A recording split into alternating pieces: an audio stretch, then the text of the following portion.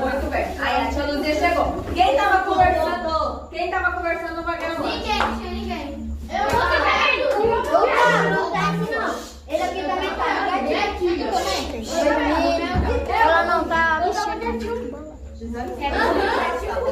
É bolacha. A igreja dá menos orçamento.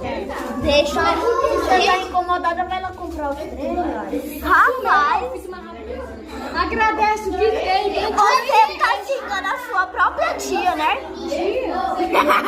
Esqueceu. Você quer mamão, sim? Eu e minha prima na igreja.